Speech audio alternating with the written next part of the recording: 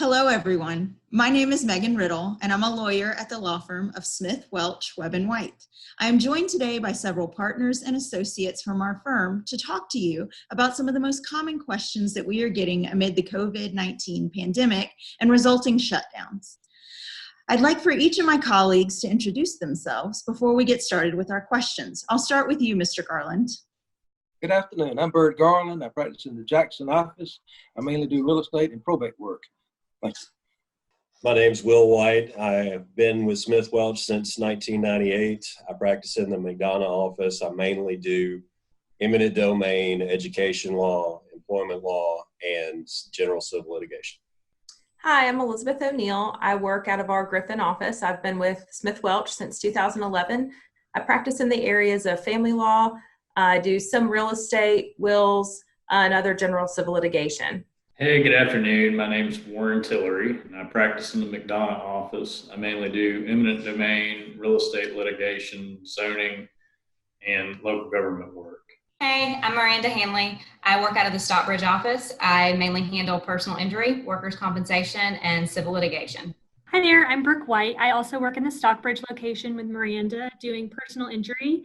I also handle family law, criminal law, and general civil litigation. Well, thank you for joining us today, panel members. We're going to get right into our questions. And my first question is going to be for you, Mr. Tillery. A lot of people have lost their job or been furloughed in the last couple of weeks. What are the new emergency orders that people should know about when determining whether to apply for unemployment? So the majority of these are going to be for the employees, but for the employer side of things, the key order to keep in mind is that the Department of Labor is requiring employers to file for partial unemployment on behalf of any employees whose hours are reduced because of the current pandemic.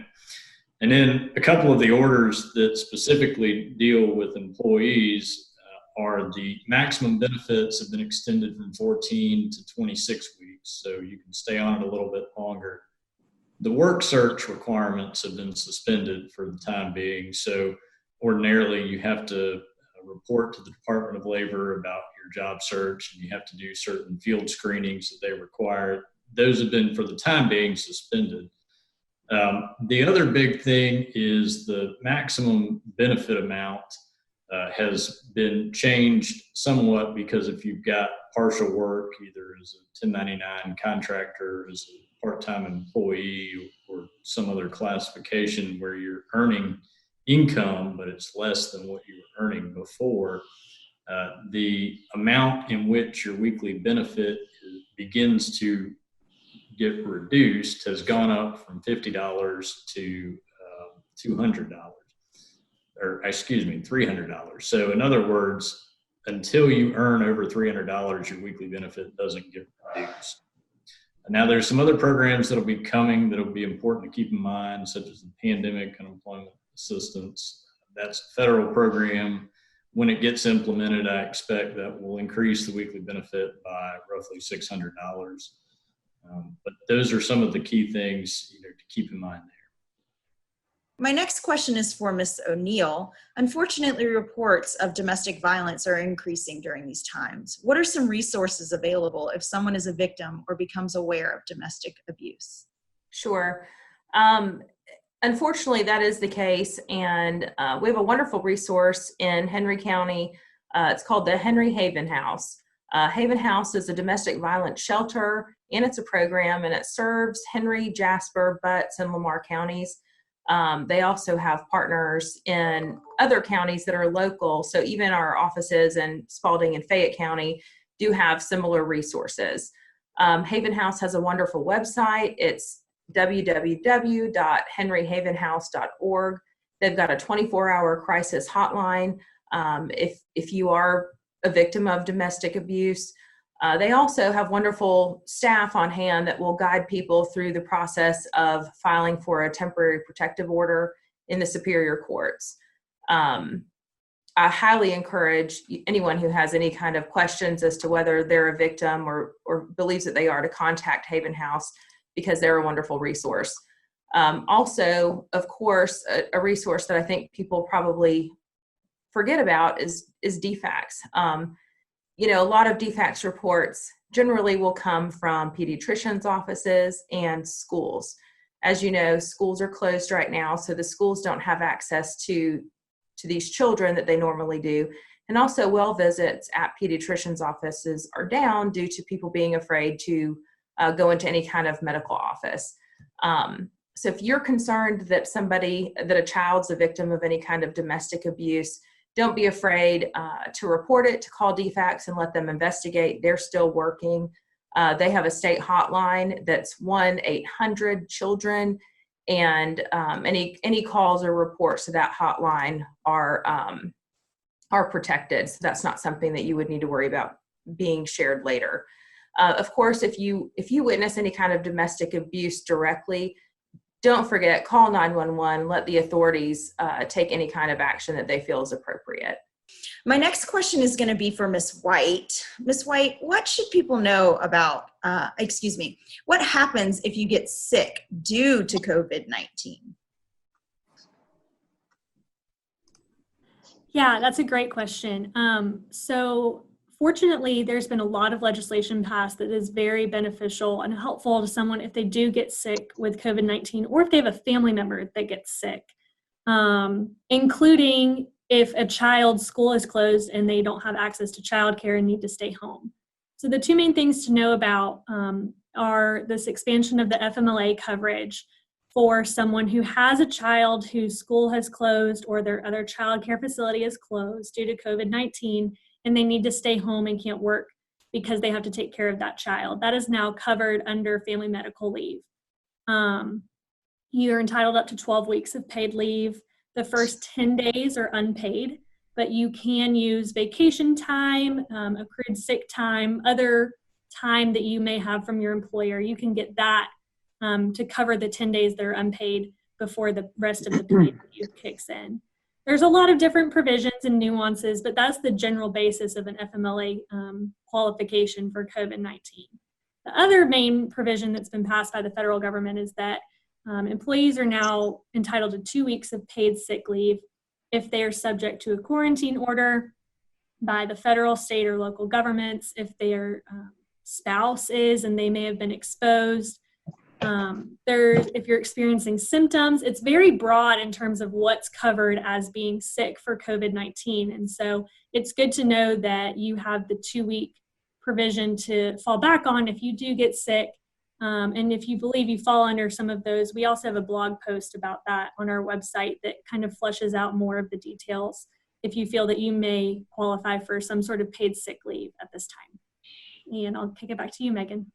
Thank you, Ms. White. My next question is going to be for Ms. Hanley.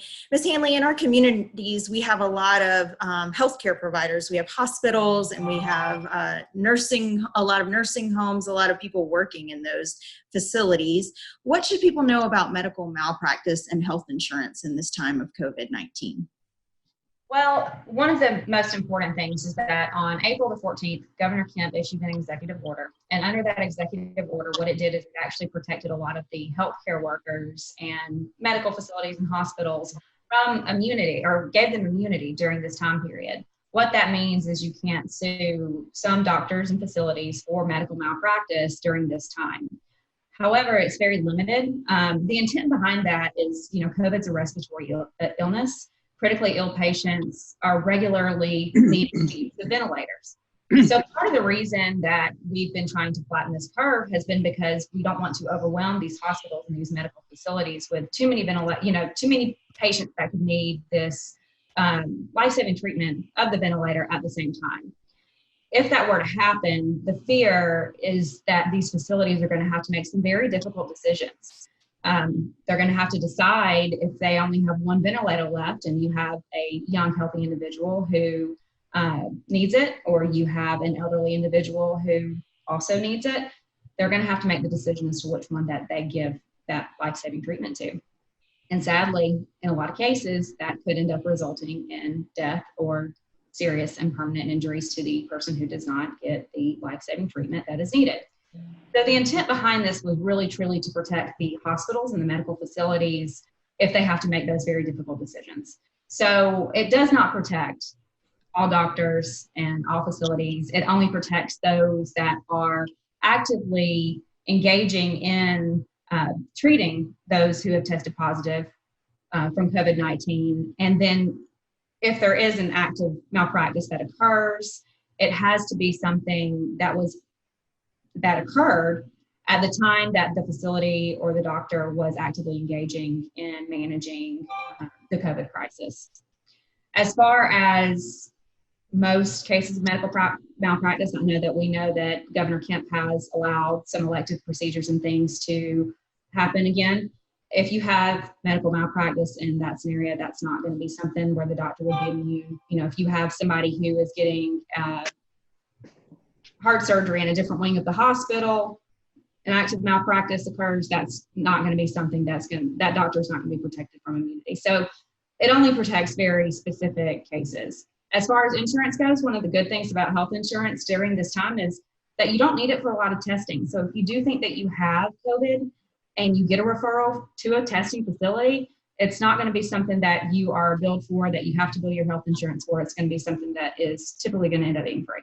My next question is for Mr. Garland. Bird, our firm has received a lot of questions and concerns about wills. Can you explain the process in Georgia if someone passes away without a will, and then explain the importance of having a will and why it is beneficial? Generally speaking, dying without a will is probably not a good idea. That way the state says that your heirs inherit your property, and that might not be the way you want it to be. Also, you have no control over who's in charge, and the person in charge doesn't necessarily have any power to act unless the court grants them power. Generally speaking, it's a lot more expensive and time-consuming and tedious to handle an estate without a will than it is with a will. Now, with your will, you want to decide how you want your assets to be divided. And so people have different reasons for different things and different assets and all. So it's a good idea to sit down with an attorney to discuss your asset base, decide how you want it to be distributed. If you have minor children or something like that, you might want to appoint a guardian or a trustee. You might want to create a trust for your spouse, your children, your dog, or whatever. Those things you can do in the will. You can also appoint your personal representative, who will be the person to be in charge, the person to take the ball and run. And that's the person that you could trust, that you could appoint, that you have sole control over, who has that position. And you then can give that person whatever powers you want to give that person so they can act for you in an efficient way that saves money for the estate, but still upholds the wishes that you want to do. So the best thing to do is see a lawyer. It doesn't cost much to have a will. If you have a will already, then have a lawyer look at the will. And we have 6 offices, and we can always find somebody to look at your will for you and just see what you need. Chances are you might need nothing, but if you do, you don't have a second chance at getting your will redone. My next question is going to go back to Ms. O'Neill. Ms. O'Neill, many child custody schedules or parenting plans follow the school calendar to address parenting time. How does that work now that schools have gone to distance learning statewide and many school districts are ending the school year earlier than originally scheduled? Sure. So right now, what we are suggesting is that even with the school year ending early, that parents continue to follow the school calendar for the calendar for the school which their child's enrolled in. For instance, some schools are ending any kind of instruction May 15th, but in a normal year it would end on May 31st. And we're saying that you follow the May 31st date for now. Now, everybody's parenting plan and custody orders are different.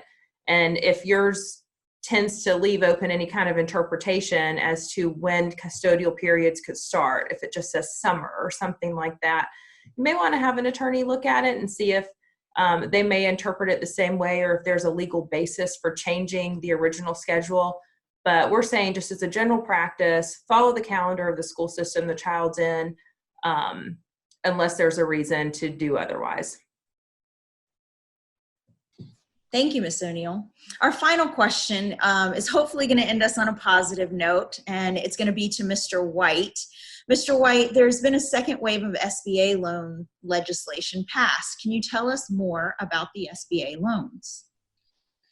Sure. Thursday, the House passed a second round of funding for the SBA loans. The president signed that today, Friday. It puts in $310 billion more dollars to the loans. If you remember, at the end of March, there was $350 billion that went into that program, and that got done in about 2 weeks. There's still a lot of demand for this kind of program. I think it's still going to go pretty fast. So one of the things that I think is imperative in this is that people go ahead and get their applications in. And you can go to the SBA website, and the SBA website will, right there on the website, about halfway down the website, it has the application form that you can use to go ahead and get that filled out. After you get that filled out, I would go ahead and take that form to a local bank as opposed to one of the bigger banks. Anecdotally, we've seen that the local banks are getting the program done faster, getting money into people's accounts faster. And since it is a first come, first serve, if you go to a larger bank, you're going to be in line with more people at that larger bank, and also in line with more people across the country.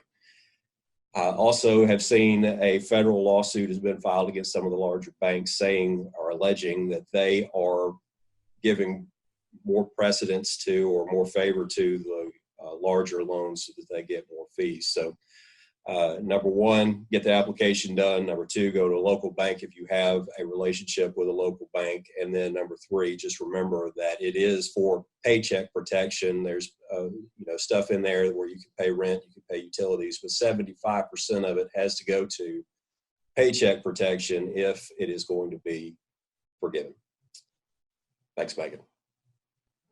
Thank you, Mr. White, and thank you to all of our panel members for joining us today and giving us some insight into the legal issues that our community is facing amid the COVID-19 pandemic. If any of our viewers have further questions, please feel free to email us or give us a call. Goodbye, everybody, and stay safe out there.